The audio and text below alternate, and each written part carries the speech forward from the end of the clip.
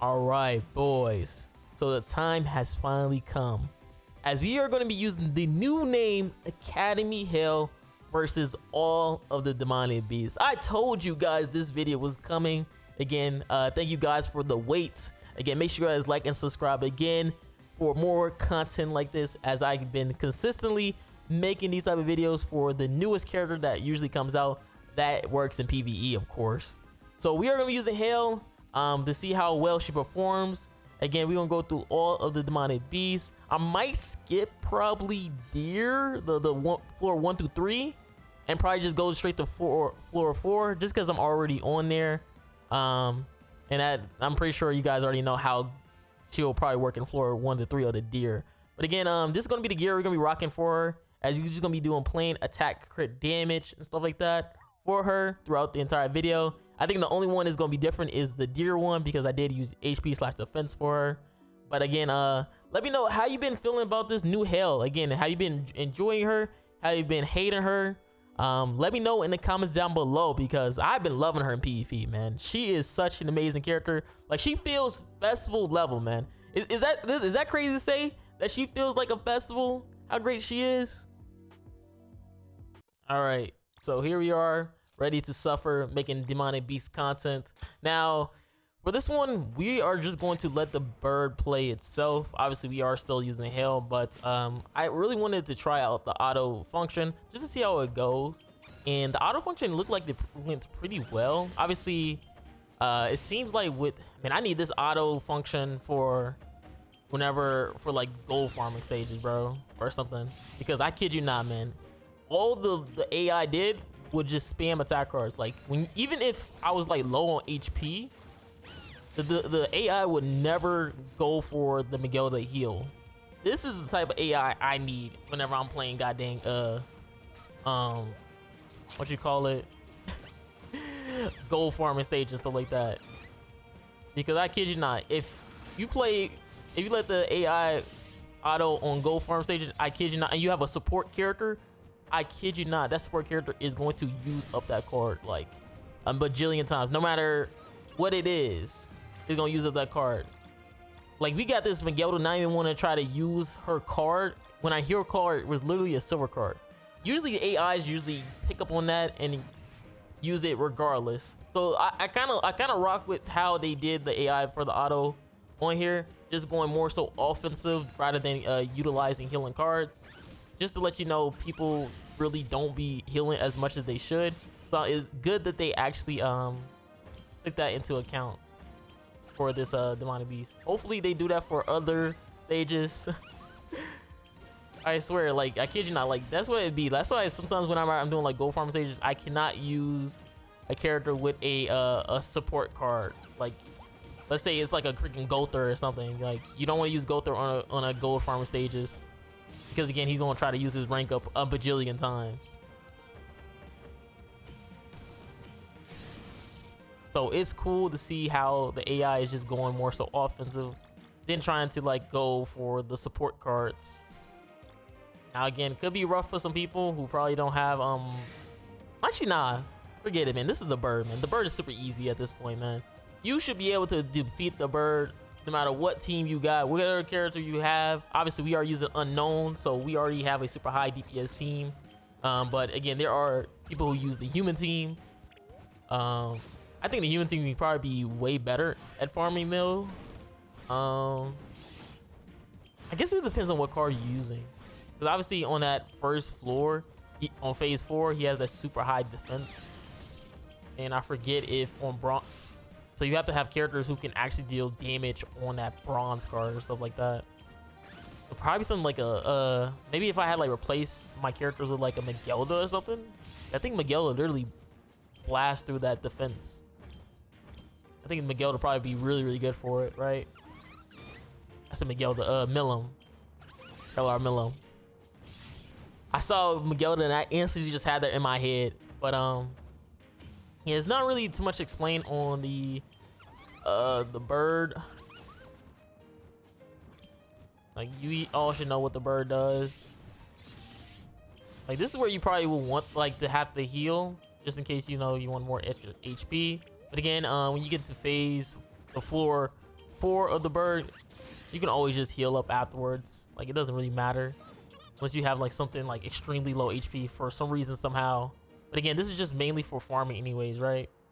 So this time we're on the 4th floor of the bird. Obviously, we have a team that is pretty much made for it, as we are using Xion, Thor, and also Magelda. HEL is just there for emotional support. Again, she has a lot of good stats, not stats, passives that boost up unknown characters and Ragnarok characters.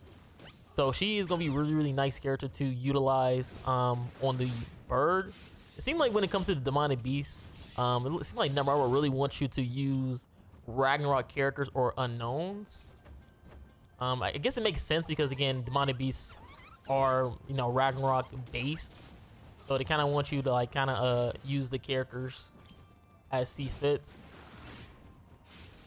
Again, there are already plenty of guides on the 4th floor of the bird. Obviously, on the next phase, you want to try to save as many silver cards as possible, because if you use 3 silver cards on phase 2, you will be able to get a shield. So that's why you see I'm just saving up my silver cards. So I'm going to use up my silver cards. Obviously, waste a card.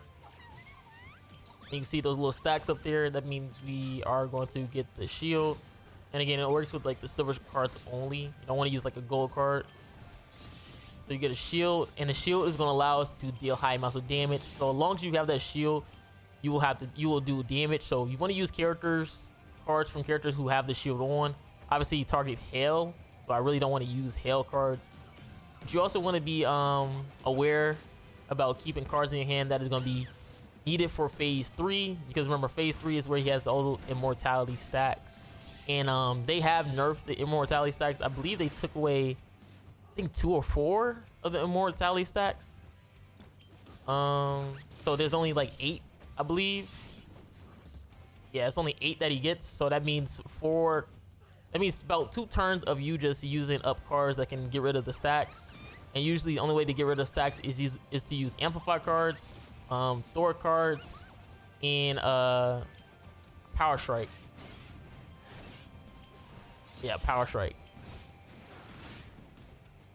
And again, Thor is gonna be really much needed for this beast, just because again, Thor is super powerful, and she kind of is a character that you really want to use for it, since she is made for it.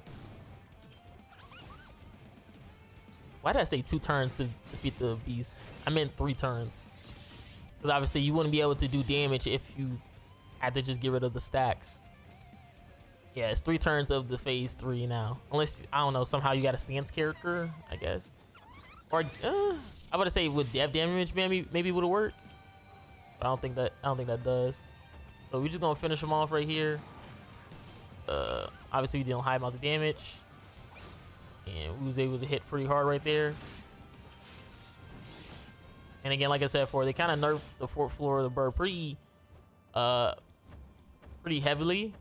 And we're gonna go into the 4th floor of the deer, just because I did do a video on it. So you probably ain't gonna see me pretty much farm up the deer going up to it. I'm just gonna start off by going to 4th floor of the deer. I know people want to see me grind all the way up to the deer, but all right, you should already know, like, this team is gonna be really much be needed for the deer. So sorry if anybody who really wanted to see me grind up to the deer. We're just gonna skip all the way to the 4th floor of the deer. I already know with this video it's gonna be super long already. I don't want to make it any other longer, just to grind up deer, right? So this is one where I kind of allow him to like freeze me, and just so I can get rid of those torrent debuffs that's on me, because that's the one that lets you take you receive pretty much reflect damage. Basically, you take damage every time you use a skill. So when you freeze, he kind of removes it. So what you really want to do is just let him freeze you. That's what I usually do, and then just attack afterwards.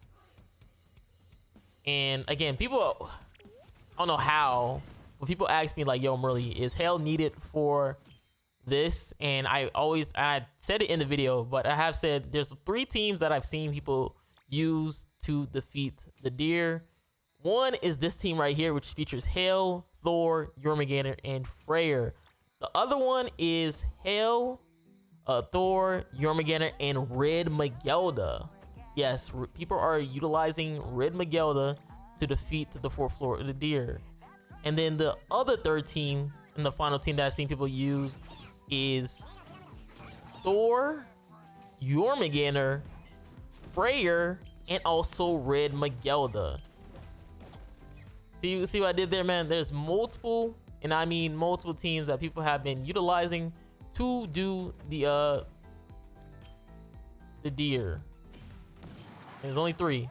Again, the main characters you technically need are going to be Thor and Jormungandr, especially Thor, because again, Thor is the only super strong blue Ragnarok DPS.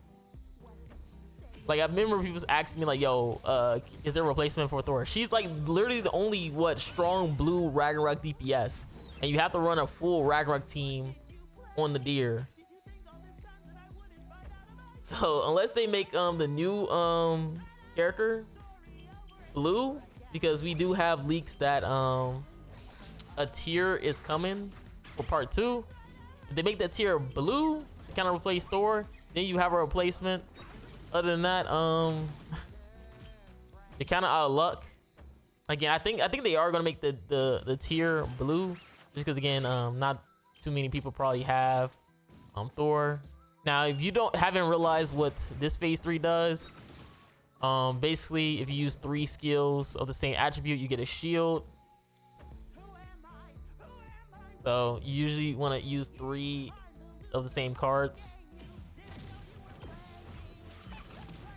Again, I did a whole video breaking down of everything, so if you missed it, then just go watch the video if you really want a full-on breakdown on what to do. Now, this is the phase 4 of the Deer, and this is where you just want to complete the color cycle like normally. Again, the only bad part people hate about this one is that obviously RNG will have to be involved, and you technically need multiple turns of you doing the color cycle to be able to defeat the Deer, and also stall at that point too, because obviously it's gonna be very hard for you to heal up. He does get buffs for himself. Luckily, you don't have to deal with like a dodge buff or anything like that, but he will give himself a base stat buff and the I think Life of Seed buffs on him. And again, you gotta do this all while trying to complete the color wheel, so you better pray you get cards. Again, like I said before, people like to use HEL because again, she has that revive, or what you call retrogression buff, that applies to kind of protect you. So that is going to be really good. You can see right there, as you complete the color cycle, he starts to lose the fixed damage buffs that he has, and then allows you to finally be able to do damage. He does get a stance right here, and it does deal high amounts of damage, but as you are attacking him, you should be fine. It doesn't hit that hard. Like you would think it will one-shot you. It really doesn't after you remove those buffs. After you remove those buffs, he actually doesn't hit that hard anymore. So remove the buffs, and you see not really hitting as hard. And yeah, that's why I said like the retrogression buffs kind of saves the run a couple times for me, which is why I said I really enjoyed using HEL. It just made it a lot easier, and Freyr also makes it pretty easy too because of the death damage ults. And yeah, that is pretty much 4th floor of the Deer. Pretty simple, right? I know. All right, so this time we are going to be on the wolves or dogs, whatever you want to call him.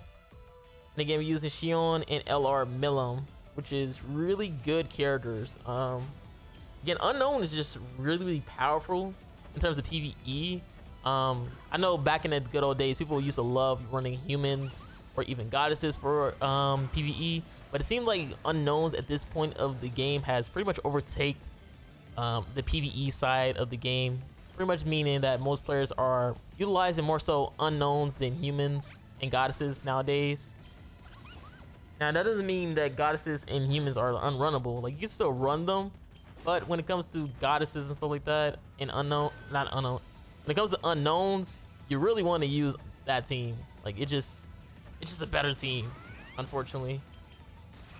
It's really good. All the characters are really powerful, and there's always that chance of expecting to get more and more unknowns into the roster, because Netmarble, there's one thing they do love, and that is their unknowns, which they do give you a bunch, especially because they still haven't finished up the Ragnarok story, which leads us to believe we're going to get even more chances to receive more unknown based characters. And also when it comes to collabs, they sometimes like to mix in unknown characters / another race, especially what we've seen with Demiurge being unknown and demon.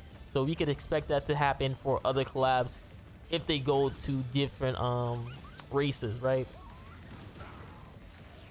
That's what I say. There's one race you want to expect to see get a lot of usage, and that is probably going to be unknowns, which is why this is kind of like one of the best investment type of teams in the game. Even though a lot of people hate unknowns because again, it revolves around OCs and collabs, but we have to be honest with ourselves. It's just a really good, powerful race if you are a person who want to do PVE.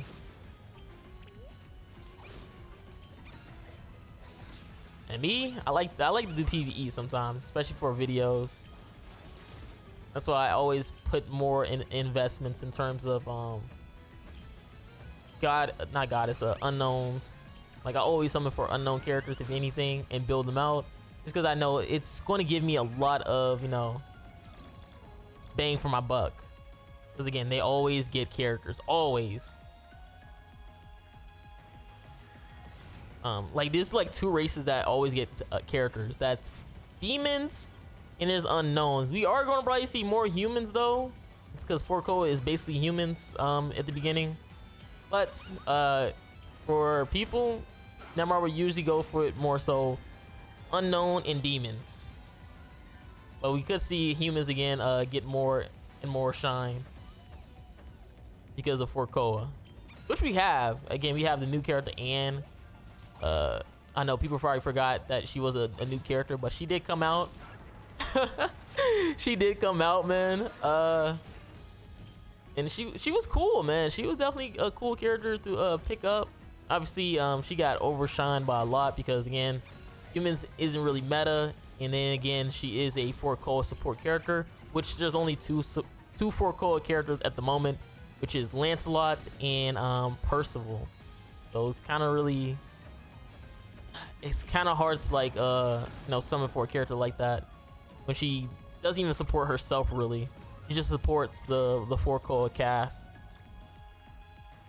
And this time we are on the Nidhogg. Man, you see how fast we running through this? And this is supposed to be this is gonna probably be a long video. Like again, Nidhogg. What was the longest ones I recorded? I'll probably say Nidhogg. Fourth Floor of the Deer and Ratataster gotta be the biggest one in terms of this video. So you see this video long, it's most likely because of those three videos. And I didn't even do floor 1 through 3 of Deer, or it probably would have been like 40 plus minutes in this video, which is actually crazy, man. It's been a while since I've done a 40 plus minute video for the demonic beasts. Because usually you just farm it so simply, and you really didn't have to struggle so much. And the crazy thing is, HEL is actually performing pretty well. Like you would think, like characters like HEL is getting like outshined by my other characters like LR Millum especially, but she's actually performing really, really well. She's performing really well in front of everybody, man.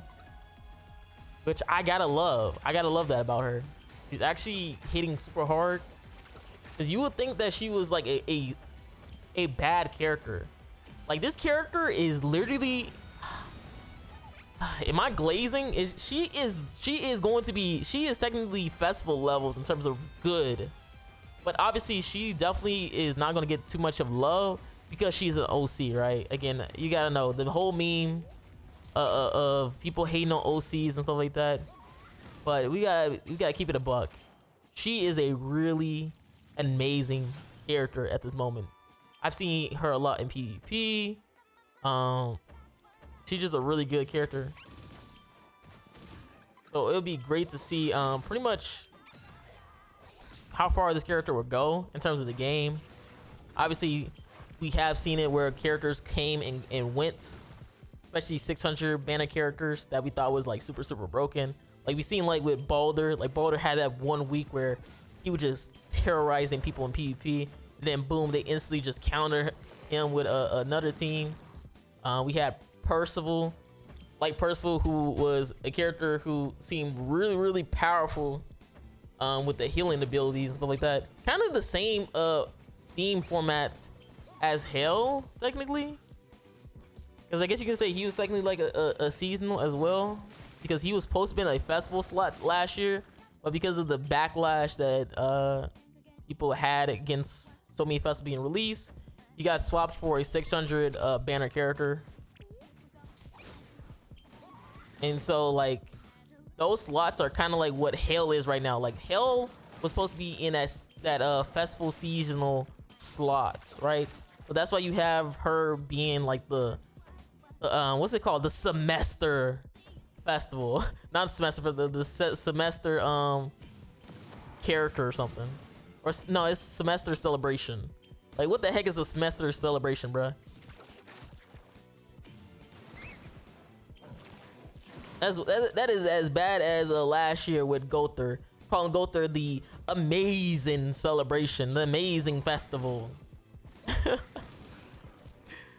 Just an excuse just to like spam like a powerful character that can make people just wail on. Oh, this is the amazing festival. This is the reason why we're making another festival, because it's just the amazing celebration. Like, get out of here. You just want some more money. Get out of here. Like, it's not hard for this game to like make money and stuff like that, because again, you can just spam very powerful characters. People are going to want to summon, because again, this game has a good player base in terms of veteran players, or you can say whales who wants to spin for the next shiny toy. And that's why you see when this game, every time this game be making like 5 million minimum a month, 8 million sometimes when it's a big festival.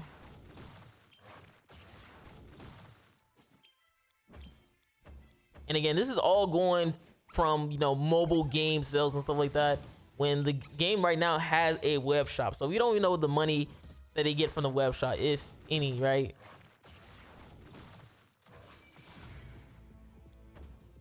So we can just assume it's probably a lot more than what we are, you know, expected. But it's just crazy to see how great characters have been lately, you know? Obviously, the one thing when it comes to like so many characters being released is that man, it kind of like PvE just becomes like a microwave for other characters and stuff like that. Like, you would just spend your hard-earned gems on a character that obviously players like myself would say like, yo, it's super broken, super good, and then boom, Neymar wants to bring out another character that can kind of hard counter the character that they wanted you to spend on. It was just like, what the? And again, that has been kind of the trend for multiple years in terms of grandcross.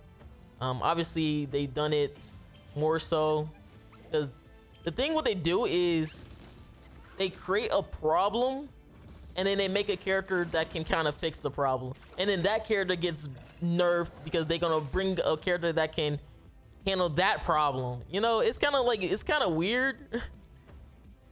Like, obviously the game wants to make as much money as possible, but you know, it gets a little bit annoying where you'd be like, okay, we have, what can I give an example? Okay, we had Albedo. Remember when Albedo used to destroy players left and right in the PvP? And guess what Neymar did? They started spamming characters who had a stance removal. Yeah, a stance removal.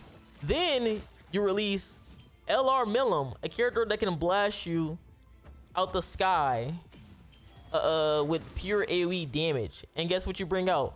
Marilli with a shield that hard counters that LR Millum. That's crazy, right? And now we have I would say right now we have a decent meta, but it's kind of just HEL. HEL is really powerful, especially because you can pair alongside LR Milim and probably LR Merlin or even Sobnok, right? And that team literally absolutely destroys the Goddess team, bruh. And I have seen people try to bring back the Demon team, and it's kind of like it's kind of remind me of old grandcross where you had like a 3-way type of PvP where, okay, if you run unknowns, just know if you play against goddesses, you're most likely going to beat those goddess players. All right, if you run demons, guess what? You're going to beat unknowns. But if you face that goddess team, you're going to get absolutely destroyed. And guess what? If you use goddesses, just be honest, you will destroy those demon players. But if you see goddamn unknown, you got to be very careful with it. And then humans, we don't talk about humans because they don't exist in our world. But you guys get what I'm saying. Like, it's just a lot going on in terms of like the PvP, which I kind of like. Obviously, there are characters and teams that are, you know, better than others. I think the goddess team is still probably the better team in general, just because again they do have, you know, the festivals. All right. Again, I like the unknowns because the unknowns are cool to me. It's just cool and funny to play around with, especially because you can run some funny gold second type of teams. Like you can run a full recovery LR Merlin or something. It's just so many fun things you can do with unknowns, which is why I really appreciate the unknown team. Goddess team, the goddess team has its moments. Obviously, with the goddess players, sometimes the goddess players just play so boring. Sometimes, like I was trying to do like a Balder video today, and I think I used like Ring Hawk Oslo, and I kid you not, this is what the Marilli player just did. He just moved cards, on his Marilli and just push for his ultimate because I had no other way of dealing with Marilli, which again is a smart play, but man, they play so boring sometimes.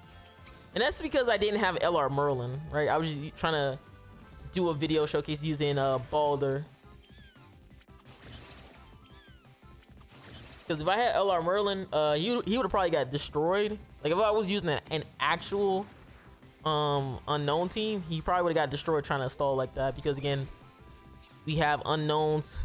Like you could use LR Merlin, Milim, and then HEL, you will get destroyed trying to ult rush a unknown team, because HEL can break the shield easily with 100 AoEs, and then Merlin is going to infect you, so you can't heal up. And then guess what LR Milim gonna do? You guessed it, blast you left and right. But yeah, you know, the teams are okay sometimes, you know. Oh dang, I'm supposed to be talking about freaking HEL. She's good on rats. Again, I haven't done a full rat tasker video on my Demonic Bees videos in a long time. I usually just cut it at floor 1, but since I have had enough time to pretty much rest my mind, I'm gonna attempt to do a Ratatasker full video on here, and you can see what HEL she is dealing high amounts of damage, man, left and right. That's what I said, with her, she is really powerful in both PvP and PVE, which is why I say she feel like a festival level character, because how good she is.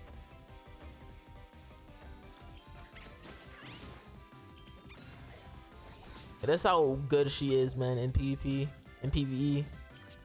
Obviously, we don't know if maybe she might start to be lacking in later of her grandcross career.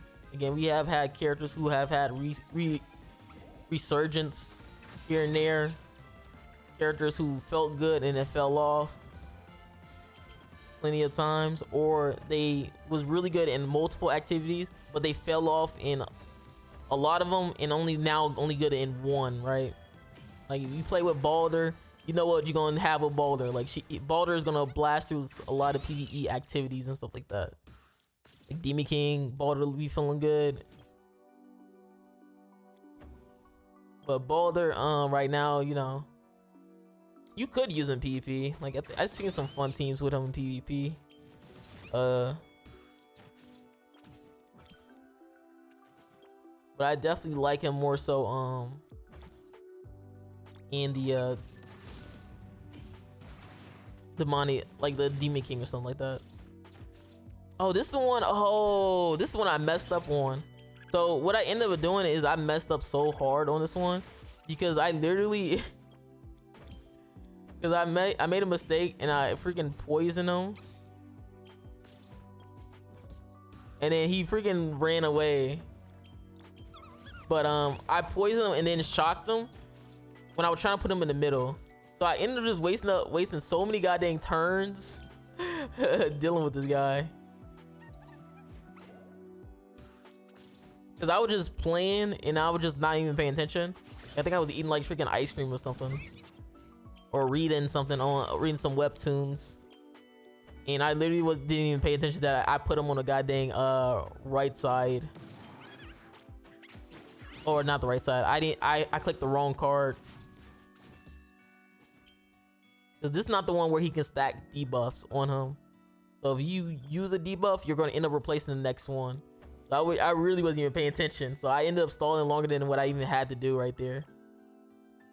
But that just show you how good HEL is, that you can make mistakes like that. And you are literally going to be flying past most of the floors and phases of the Ratatasker. Jormungandr is also really good too. Like Jormungandr is obviously a super powerful character, but I think HEL is really good. Like she just hits so hard. And again, she has so many ways of protecting you in so many defensive ways. Like we don't even talk about her retrogression buff that she gives to all of your allies if you are 2 out of 6. That could be so helpful in so many ways because it prevents you from pretty much dying, right? And again, we always have those moments where we're scared that we are going to die the next turn, and she can kind of prevent that with her own passive and her ultimate. That is what I kind of really enjoy about this character. That's why I say she is technically best level, man. She is technically best level because again, having so many ways to protect yourself defensively is such a really good thing. Again, a lot of festivals don't have that, right? Or if they do have it, it's probably for themselves or very restrictive. Like we literally got Mael who does those 1 damage debuffs and stuff like that. But guess what you gotta do it? Like you gotta attack like 3 goddamn times with that Mael and actually do damage to apply that 1 damage debuff. And then with the Mael, he just has so many things where you like, yo, you gotta do so much for him. But he's a really good character as well too. Like he kind of had replaced Mael, the light one, for Nidhogg. Well, I like him on Nidhogg. I really enjoy him Nidhogg. But you give I guess you probably can't say too much about Nidhogg and stuff like that, just because again a lot of characters can be really good on Nidhogg. Again, it's not a very hard activity anymore. It just is more so like, yo, does this character do you have a character in your team who can stance remove? Check. Do you have a character that can remove buffs? Check. And then you're pretty much good after that. It's the same thing with like Ratatasker. Like Ratatasker isn't a hard activity if you have like all the characters that you need for it. It's all about like dealing with the gimmicks and stuff like that. The gimmicks always like kind of ruin most of these fun battles because again, you have to deal. You just gotta stall so much, right? It's not more so, yo, like this activity is super hard. It's like, yo, will I be able to pull this goddamn card? No, then I guess I lost then. Cause it was like I seen this one person on like Discord and stuff like that, where he was talking about the 4th floor of the deer on phase 4, which you guys seen in this video, where you have to do the color cycle. And he was like, yo, I had such an amazing run, and then I get to floor phase 4, and then I can't pull one of the cards. I think he said like a Freya card. I can't pull a Freya card the color cycle, and then I just end up losing. And that's what ends up happening. Like, you be thinking to yourself like, yo man, this activity is so, like, these activities are so hard. No, it's just RNG. You didn't lose because the boss had like some crazy stats or something, or you just hit it harder. You lost because you couldn't pull the goddamn card you needed. So now it feels like it's a difficult event, when in actuality it's not really. It's pretty simple.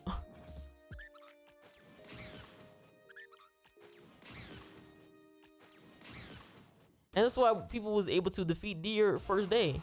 It may seem hard when you didn't know the gimmicks, but guess what? We figured out the gimmicks, we understood it, and guess what? We was able to beat it. Now some people took longer to beat it, obviously, because I said before, there is RNG involved, but you were still able to defeat it, right? But yeah, that is just my little gripe in terms of demonic beasts and stuff like that. And usually, oh my god. And then they be like, people be saying, yo, like, the difficulty is so hard and stuff like that. No, you wanna know what's gonna end up happening? The character, yeah, it seemed difficult, but guess what number we're gonna do? We're gonna make a character that makes it super, super easy. HEL makes deer super easy. I think I listed the teams that is needed for deer. Most of them have HEL. There was only one that didn't have HEL, because she make it super, super easy. Voila! Welcome to the Netmarble headquarters, where we make arbitrary like difficulties. All right, just to get you to spin.